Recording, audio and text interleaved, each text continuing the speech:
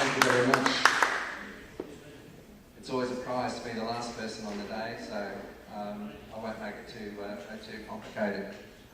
I guess just to give you a little bit of background, Coastal Bay Housing Group is a not-for-profit community housing provider. We operate just over 1,000 properties across the Sunshine Coast and Moreton Bay areas, roughly working in two divisions. Our core business is our community housing space, where we're housing people who face barriers in the marketplace, find it difficult to get housing in the marketplace, and we run a range of programs to support those folk. We also have an affordable housing division where we have 490 odd properties that were acquired under the National Rental Affordability Scheme. But those properties were all built in partnership with some 22 builders across the region, and we provide those properties to the general market with a 25% discount on market rent. But our core business is the community housing space. We also do a little bit of partner management for other organisations that have housing in either the affordable or community space, and we provide our expertise in managing property. So that's our core. We are a company limited by shares, so a little bit unusual as a not-for-profit, and we are driven by a board of independent directors, so it's skills-based. Have a couple of vacancies that we'll be filling in the next few months, looking for someone in the property development space and probably somebody in the fundraising space to complete our board. I put this slide up to give you a bit of an idea of the characteristics of our clients in particularly the community housing space. For the mathematicians amongst us, we'll add up all those percentages and we'll come to the conclusion it's 219%. And what's that actually telling us is that the people that are in our community housing space have multiple issues.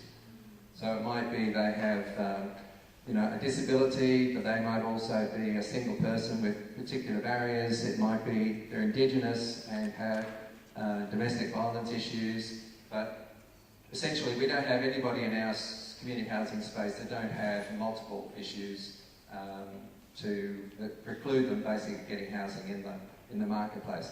So much of our work is not only allocating houses to people, and those referrals come from the Department of Housing Register for this program, but we also do a lot of case management of supporting those people to sustain them in their housing.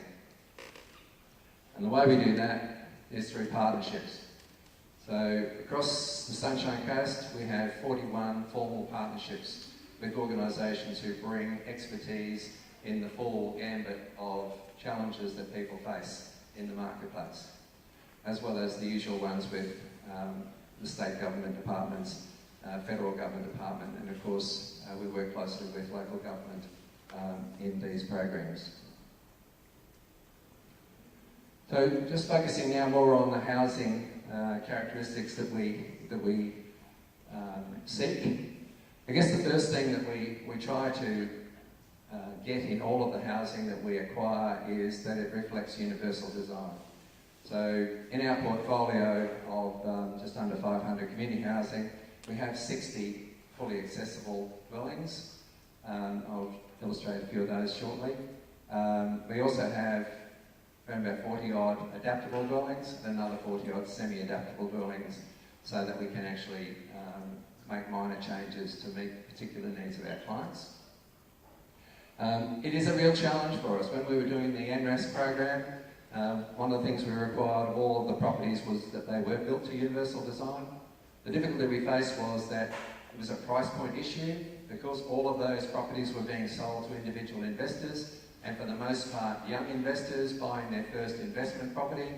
When the point came that if we had a house design where, for example, just looking at it simplistically, we wanted all the doors at 920 wide, not 820 wide, it added about $1,000. And we did have many circumstances where the difference between selling a property and not selling the property was $1,000 or $2,000, which is all the difference that there was in making a property more usable, if you like, for people. So it was a real challenge to get a proportion of the properties built to that universal design, purely because it cost a little bit, and I mean a little bit, extra money to have those wider doors and wider corridors and such like.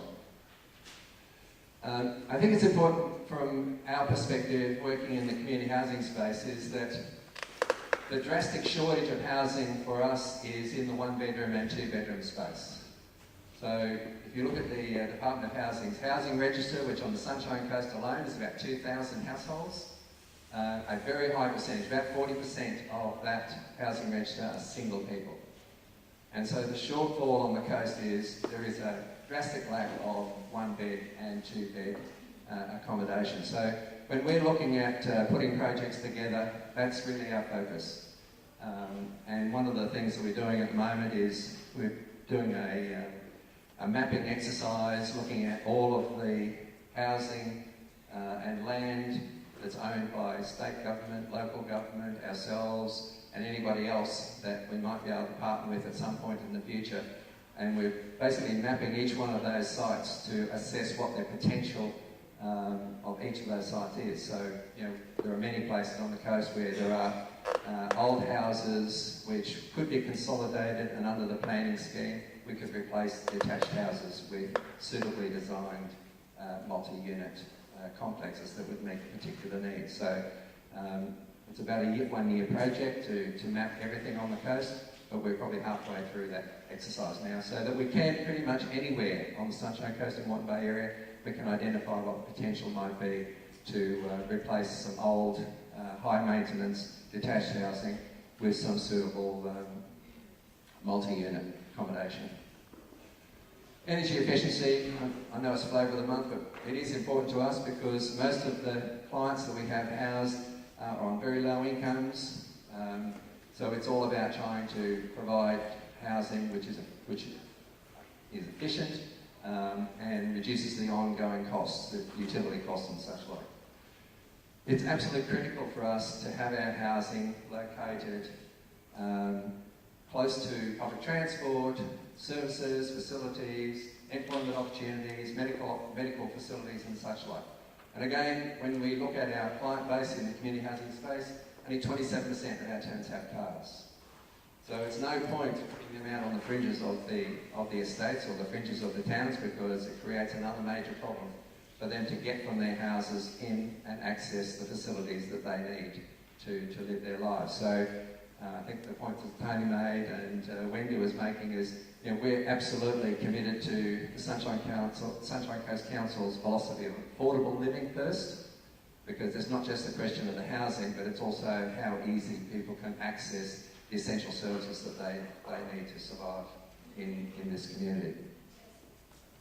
And I guess the other thing that, particularly when we're looking for housing for people with disabilities, is it's not just a question of finding bricks and mortar and putting a roof over people's head. It's also a question of trying to provide them with social opportunities. So it's no good having people isolated in a dwelling, which might be really well designed. They've also got to be able to access and participate in society.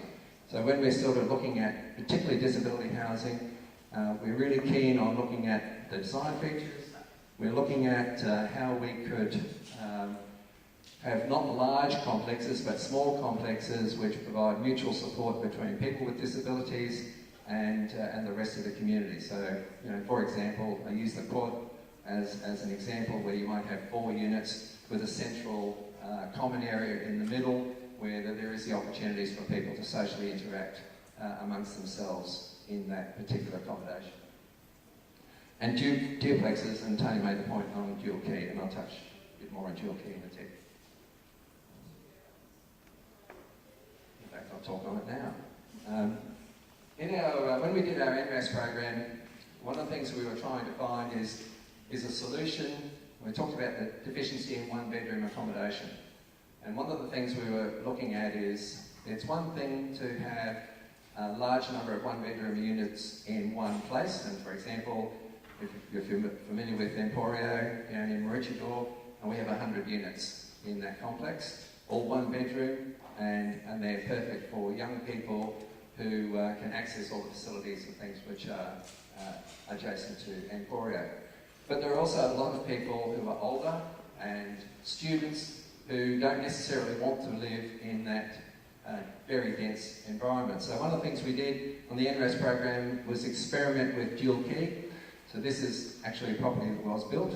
It's one of 30 that we built as part of the NRAS program, where you have a fairly typical standard detached house, but attached to the dwelling on the same piece of land is a one-bedroom unit. So we've done about 30 of these in Peregian Springs, in Bly Bly, in Nambour. These have been a resounding success, and for the large part, we've tended to have older people, more aged people living in here, widows, widowers, and they're living in a suburban community. And the benefit that we're seeing is the mutual support that the family, the 10 to younger family, provides to the older person in the one bedroom, and vice versa. So from a social outcome perspective, it's been a fantastic success, and we'd love to do lots more of these going forward. And I should acknowledge the Sunshine Coast Council were fantastic in helping us get this product up and in place. So this one's over in Peregian Springs. A couple of happy snaps to show you what it looks like. But again, it doesn't look any different to the houses you'd see in that estate. But we have nearly 30 of them in there. Just a few snaps of our community housing, or some of our community housing portfolio, just to illustrate how they're used. We take these complexes, this one and the one on the end, for example. We have normal units upstairs and accessible units downstairs. So in that one complex, half of the units are accessible or adaptable, and the upstairs units are either what I'll call standard, but we do have some semi-adaptable units in the upstairs space. Same down here in Maroochydore. These are all studios. All the ground floor studios are accessible. Upstairs ones are standard, and ditto over in Nambour and Rundle Avenue. So, it's a matter of making sure that there's enough housing within the portfolio to meet the needs of people with disabilities. And in our NRAS program, the Affordable Housing Program, we've adopted pretty much the same sort of approach, be it a bit more challenging given these are all privately owned properties, and convincing people, as I said earlier, convincing people to spend a few thousand more to make it fully accessible or adaptable was a challenge. But if I take this complex, for example, in Maroochydore, in Evans Street, lift access, all 150 square metre, 2-bedroom apartments, no problem at all with people with disabilities, and very popular. And with all these units, in all these complexes, we have a small percentage of adaptable accommodation. Are they two-storey? They're single level. There are units upstairs, so stacked. Yeah. These are lift access. There's 3 units on each floor. There is stairs, but there's lifts as well. Yeah. Sorry, you've had an interruption. Just the block before, where you had the accessible units on the floor and the non-accessible units on the top, there were only stairs there, I assume. Yes, that's correct. And I understand that we want a mix of, accommodation, etc. But it does mean that we can't visit the ones. So if I live in that block and I have friends upstairs, I can't go and visit them ever. And so to me, that's not an ideal situation for me. Agreed. And that's something I would like people to think about. That I don't only want to live where I live, but I also want to be able to visit my friends, not always have them come to me. I think it's really important sometimes that maybe we think, could there be a ramp up, or could there be a lift up, or is there a way we can have, I don't know, I know we can't have everything accessible, but just sometimes can we just try and think about that aspect as well? Well, I think we do, but the problem, I guess, is its cost. and particularly in the social housing space, community housing space, money is scarce. It's a constant problem trying to find capital. So it's often a balance between trying to maximise the number of accommodation units you can get on a particular piece of land and getting that balance. But I take the point totally. I mean, perfect world, it'll all be accessible. Liz?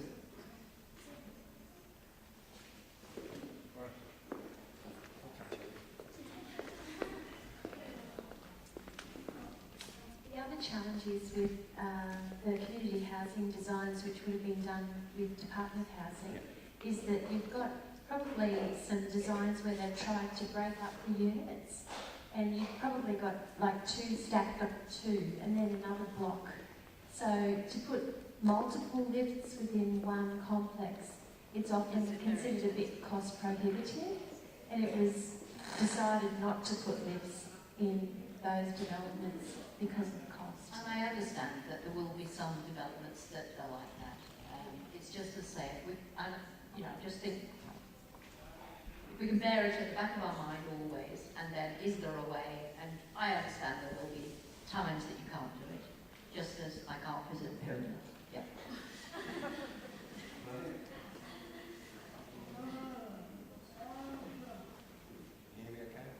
No, we've gone up. Just a question there.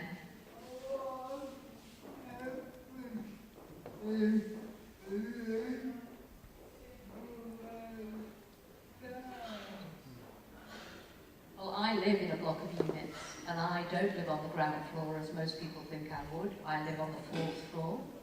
And yes, lifts break down once in a blue moon, but on the whole, I've been stuck in my unit once. It's a choice I made, and we're back to that choice thing. So, can I just pass to Phil?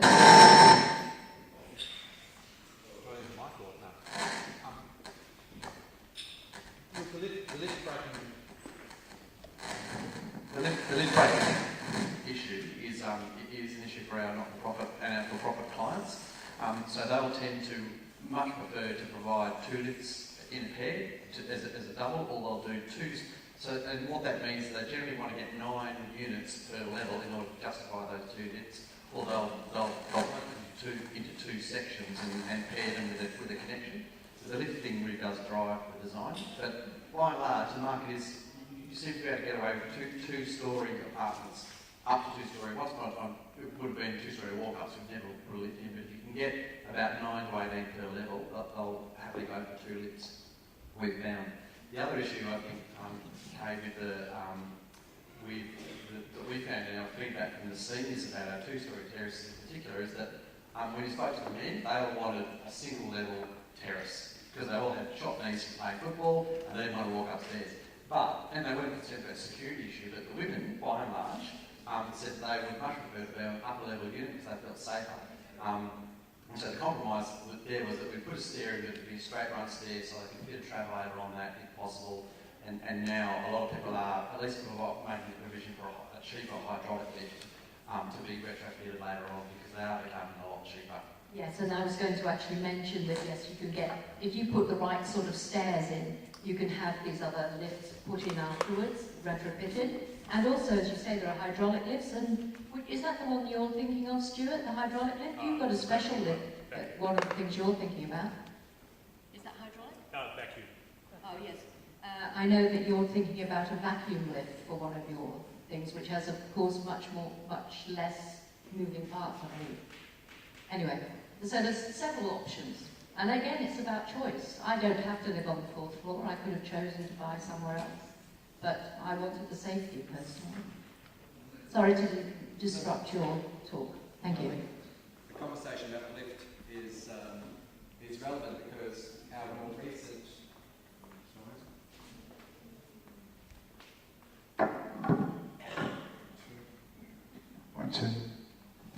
Our more recent community housing project's down in Moorfield in Moreton Bay, and it's 3 levels, and it has a lift. But if you recall that abnormal rain event we had, I think about 4 or 5 weeks ago, in Caboolture, there was quite a lot of flooding there. That particular property, the lift was at the ground floor, the lift well flooded.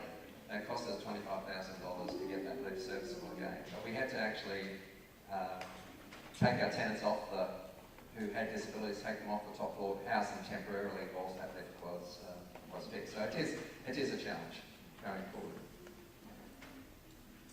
So the affordable houses, we've talked about those.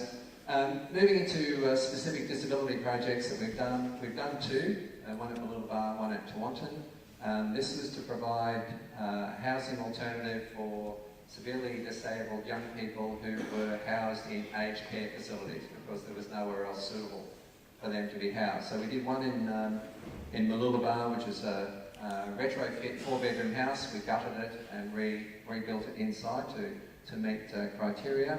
So we have 3 clients or 3 tenants in that property with a carer process that's on a shift arrangement. And the one at Tewantin is a 6-bedroom complex, again, with 24/7 care. So it'd be hard to see this plan, but trying to do it in colour so that you can see what I'm talking about. But this was the one that we were trying to find a modular sort of arrangement that we could adapt to pretty much any piece of land. So this block of land is long and narrow. So the bedrooms are these blue ones, the bathrooms there, and there's now a 5th bathroom in this space. And then what we're also trying to do is provide individual living spaces so people could go and have the privacy of sitting in a quiet corner, read a book, and escape from the other people in the property. So we were trying to meet sort of the needs of individuals, but appreciating that you have 6 people living in one building, they're likely to get on each other's nerves from time to time, so they had to have that ability to get away from their fellow tenants. And the other thing we did in that is we put 2 kitchens in. So one kitchen is largely for the carers who prepare most of the meals. We do have lower benches where if tenants wish to assist and participate in the meal preparation, there's space for them to work. Then the other kitchen is everything is at a lower height. And lots of drawers, everything indoors so that people don't have to reach into the back of cupboards and such like. So that's a fully accessible property.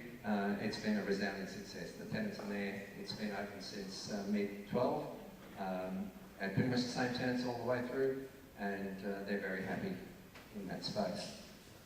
There's just a few happy snaps of the inside of that Tewantin one.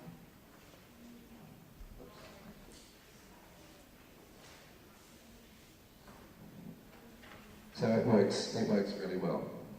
If I just go back to it, when I talked about modular design, this could actually be split. That could be a 3-bedroom house. This could be a 3-bedroom house. We can add or subtract bedrooms in any of those modules to adapt to a particular piece of land. If it's a wider piece of land, we can widen it. And the key thing there is everybody, all 6 tenants in there have require wheelchairs. The other important characteristic of both our projects was that we wanted a facility where people could motor with their chairs to interface with community. So this one's in Poinciana Avenue at Tewantin. It's about 700 metres from the village in Tewantin with access to the cafes and boutiques and what have you is there. And the one at Mooloolaba is 700 metres from the Esplanade. So again, the residents can, with their motorised wheelchairs, get themselves to and participate in the social activities that are happening in those areas. Just quickly on a couple of other of our sites, we have one project which is dedicated to young people with Asperger's. That's also in Tewantin, and we have another project in Alexander Headlands, which is catering for young people off the streets. And the condition of them being housed here is they have to engage in completing their schooling or working through TAFE to get an education. So we house them between the ages of 17 and 25, and that allows them to have safe accommodation while they're completing their schooling, and then they exit to the marketplace. Project we did last year was converting our old office space into a non-acute mental health facility. One of the issues we face with that is 4 bedrooms on the upstairs, 4 bedrooms on the downstairs, but to make sure that it was accessible for people with disabilities, it has a chairlift installed so people can get upstairs. One of the issues that when we were consulting on how we put this together, people with disabilities were telling us is they didn't like the idea that they couldn't access all of the building. So when we talked about, and this is applied also with some of our other designs, if you said that there's facilities for a member of family with a disability on the ground floor, but they can't access the upper part of the building, that was not a desirable outcome. So what we've tried to do is go all single level, so it doesn't matter whether you have a disability or not, you can access the whole building. You don't feel that you're deprived of a part of the building that you can't get to. And so we had that same approach with this building, because it's an old building. So we put the chairlift in so people can actually get upstairs, even if that's not their residential area. So again, 24/7 care, and we're housing people with non-acute mental health who would otherwise be confined in the hospital, discharged from the hospital to here, and that frees up beds in for the community. And just very quickly on our current the projects we're currently working on at the moment. In some cases we've been working on for a long time, but doing a lot of work in the homelessness space. There's somewhere between 300 and 400 rough sleepers on the Sunshine Coast that we try and find solutions for them, which is part of that solution is linking them up to one of our partner organisations to assist them with mental health or general health issues and what have you. I just flagged Johns Landing because a lot of people don't realise that if you go up to the Noosa River and that heavenly place they call Noosa, Johns Landing out on the Noosa River near Lake Catharaba, there are 62 people rough sleeping in one campsite, under tarps and what have you, and 22 children amongst that 62. And we've been working on this for about 9 months. We haven't yet been able to convince any of those residents to move into our housing, for all sorts of reasons which I won't bore you with right now, but it's an ongoing project to try and get people, particularly the families with children, out of that environment and into proper housing with access to proper services. So we're working on a refuge, women's refuge, on the southern end of the coast where there's a lack of facilities. We continue in the disability space trying to find solutions for families who don't qualify for social housing, but who parents are ageing and where they've got sons and daughters with disabilities. And we've been working on that. I know Lindsay's here, we've got some of the ladies here today. It's a real challenging space. Largely, money is the major problem, and trying to find sites where we can build suitable accommodation. Yeah, I'm just trying to that trick, just trying halfway.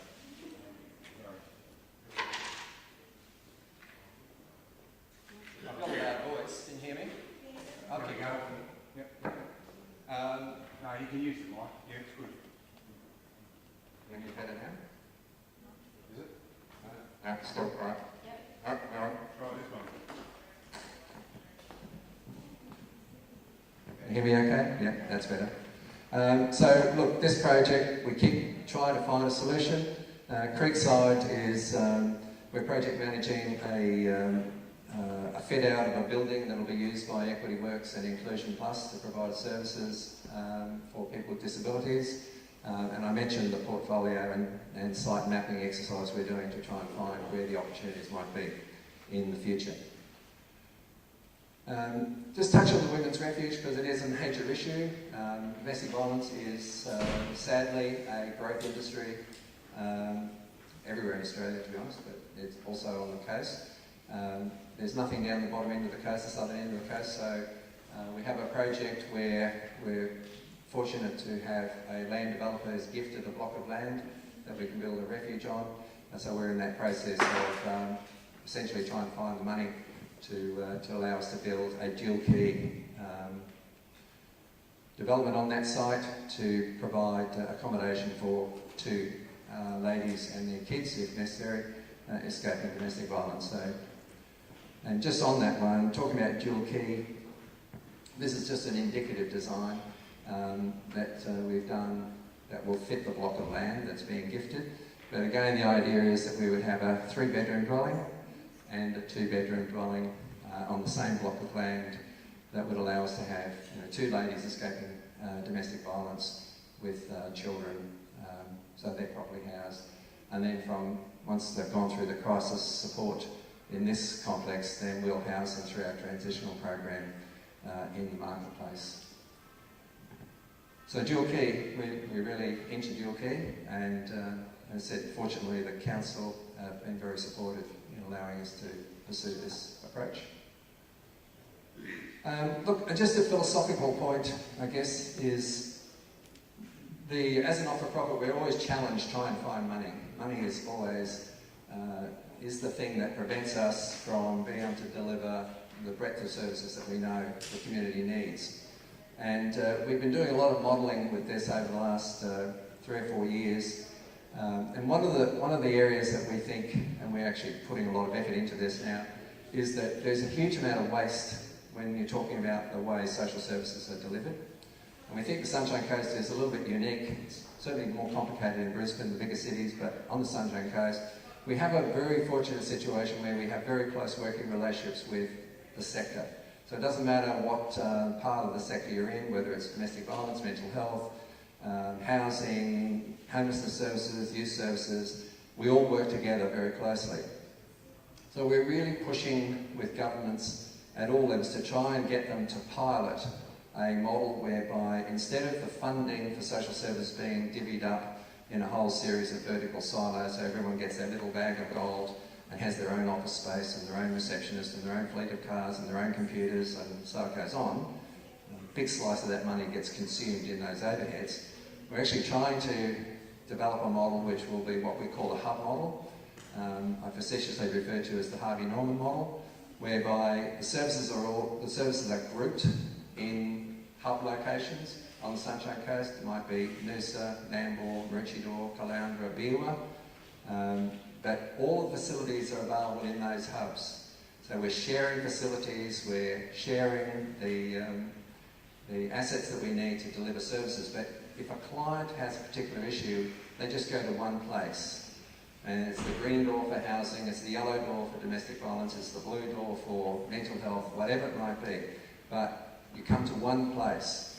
Because one of the problems we have at the moment is clients with those multiple issues I was talking about before, they might come to us for housing, then we have to send them somewhere physically different to get some support in another facet of their need.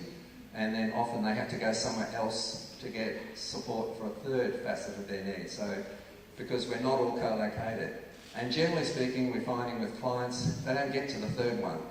They'll tell their story once to us, they'll tell their story twice to the first organisation we've sent them to, they'll give up before they get to the third one. And those people fall through the cracks. And when I was talking about those homelessness people before, the vast majority of those people have failed in the social system. They've already been through social housing or whatever it might be, but they've failed for whatever reasons in that space. So it is not an efficient system that we have at the present time. So we're arguing that we'd like the government to sort of support us to run a pilot on the coast where we would create a hub, just one to start with, and actually test how the model might work. But as a collective in the sector, we're all supportive of this. So there's quite a lot of commitment from our colleagues to see if we can make this work. And will it save us any money? Well, I won't bore you with all the figures here, but we've been financially modelling this for the last 4 years. And we were doing it on the context that the state government was talking about outsourcing the management of social housing. And the Sunshine Coast was, its CAB was due to start in January. So there's a strategy to prepare ourselves for that. We've been financially modelling a scenario where instead of the 1,000 properties we manage, we're actually managing 4,000 because there's 3,000 additional social housing. And what we can demonstrate, and no one's challenged us, we can demonstrate is that if we were looking after those 4,000 properties on the coast and the federal government continued to pay Commonwealth rental assistance, as is the current mechanism, we would be generating a surplus on the Sunshine Coast of nearly $11 million per year and delivering all the services that are currently delivered. I'm just talking about the housing bit here. And add to that, with our current computer systems, we have multiples of them because we can't afford to have a fully integrated database system. But if we were able to move to a fully integrated database system, which we would be able to in this scenario, we'd reduce our staff numbers from 82 to somewhere around 60, and that would save us another $1.4 million a year, which could be invested into social programs on the Sunshine Coast. And that's taking into account that we're putting, $5 million aside into sinking funds to maintain properties, and we threw a $2 million admin contingency into it just to make sure we cover the things that we might have forgotten about when we were doing the modelling. So the point of the exercise is, if CRA is payable, that's the sort of saving that we can generate on the Sunshine Coast. And that's the money that could go into growing portfolio, meeting the particular needs, things like the Women's Refuge, more disability housing, more programs to support people. That money would be available. Worst case scenario, the federal government says they can't afford to give us CRA for all those properties, so take CRA away. We still have a surplus of $3 million, plus the $2 million admin, plus the savings out of staffing if we had a fully integrated database system. It makes sense. The challenge for us now is to convince government that that's the way we ought to be going. And that's it. Thank you very much. Thank you very much, Maury. Okay, so before we wind up, questions for Maury. Yes, the lady. Stay there, darling. I want to congratulate you on that design where you had the dual key, where you had the older single-bedroom place next to the family. Sorry, I was just congratulating Laurie on that dual key design with the single bed, co-located next to the family kind of dwelling. But one of the things we've talked about today is about future-proofing our homes and our design, and particularly around, the concept of, embracing universal design. One of my bugbears about being a provider of social housing has also been about the pressures on us to build one-bedroom units. And I'm afraid that I don't see but one-bedroom units as being very future-focused. For one, I feel that even people who live on their own often will have people stay, particularly vulnerable people or people who have access to children part-time. A spare bedroom is never going to go astray. And, we talk about the cost of universal design. Well, adding another bedroom is quite minimal, and then it makes sure that that house is going to be more successful and allow the people who live in that home access to natural supports, not just paid supports, to meet their future needs as well. What's your opinion? Yeah, look, it's a valid point. One of the challenges where the social housing system's changed over the last few years is when I first started doing this 7 years ago, we had what I'll call loosely a strategy of allocation for success. So in a complex, which would be a mix of types of units, we would have some people very high needs, we'd have some people who are high needs, we'd have some people who are moderate needs. So we'd have a mix of people within those complexes. And from a management viewpoint and from a harmony viewpoint, it worked well. The difficulty we have now is because governments at all levels are short of money, we've had to move to a one social housing system now where basically only housing very high needs people. And with that comes folk who have often low social skills, low living skills, and it increases significantly the amount of work that we need to do to keep harmony in a complex, but most importantly make sure that any issues in that complex don't flow out into the general community. So that's really important, because if we don't have the community on side, then we have a real problem. So, I absolutely agree with the idea of mixed tenure. It'd be really good that when a complex is being built, there's a small number in there that are social housing, a small number there that's affordable housing, but then the rest of the tenancies in that complex are owner-occupiers and other renters. So that would be a much better strategy. It's just that, I guess, the old-fashioned way, or the way most of these complexes were built using government funds, and it was all about trying to get maximum accommodation outcomes for the dollars that were spent. But it has in itself created more problems. But points out. Anybody else got questions for Maury? Vivian?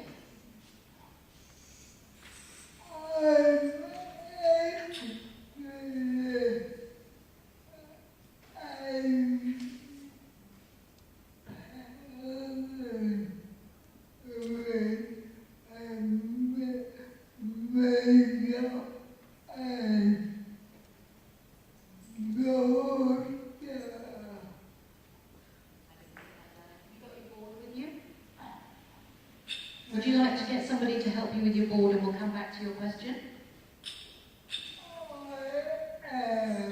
Thank you, Paula. You are?